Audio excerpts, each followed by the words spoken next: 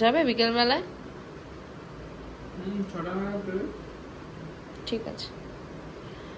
আর ইলিশ মাছটার আজকে ভাপা করব না বেগুন দিয়ে ঝোল করব, কি খাবে? ঠিক আছে। আজ সকালে ঘুম থেকে উঠে ঘড়িটা দেখেই যেন চমকে উঠেছি, জানো।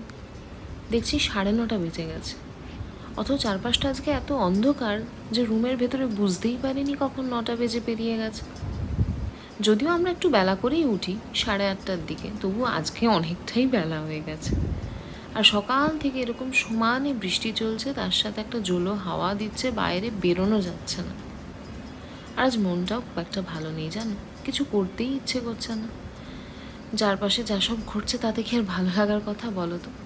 তাও যাই, ইলিশ ভাপাটা বানাই, যদি একটু ভালো রান্না খেয়ে মনটা ভালো হয়। দেখি, ভালো তো থাকতে হবে বলো। এই ইলিশ ভাপাটা বানানোর জন্য প্রথমে আমি একটা বাটিতে সর্ষে আর কাঁচা লঙ্কা একটু 8 ঘন্টার জন্য জলে ভিজিয়ে রেখে তারপর পেস্ট বানিয়ে নিয়েছিলাম ওটার একটা। আর অন্যদিকে ইলিশ মাছগুলোতেও নুন আর হলুদ মাখিয়ে কিছুক্ষণের জন্য রেখে দিয়েছিলাম।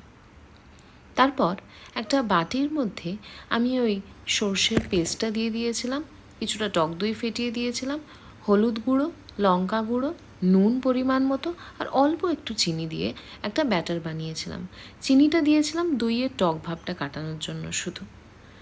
এরপর যে পাত্রটায় তোমরা ভাপার জন্য বসাবে সেটায় প্রথমে এরকমভাবে একটু তেল মাখিয়ে নেবে। তারপর ওই সর্ষের বাটাটা দিয়ে দিয়েছিলাম ওপর থেকে অল্প একটু, দিয়ে মাছগুলোকে আমি লেয়ারে যেভাবে দেখাচ্ছি ওরকমভাবে সাজিয়ে নিয়েছিলাম। মাছগুলো সাজিয়ে দেওয়ার পর আবার উপর থেকে যে বাকি সর্ষের পেস্টটা রয়ে গেছে সেটা ভালো করে ঢেলে দেবে, যাতে সবকটা মাছেই কিন্তু সর্ষেটা যায়। এইভাবেই মাখাবে। তারপর ওপর থেকে 2টো কাঁচা লঙ্কা বা 3টে কাঁচা লঙ্কা চিড়ে দিয়ে দেবে, আর বেশ কিছুটা সর্ষের তেল ওপর থেকে ছড়িয়ে দেবে। দিয়ে 15 থেকে 20 মিনিট ভাপে রেখে দিলেই কিন্তু আমাদের সর্ষে ইলিশ ভাপা রেডি।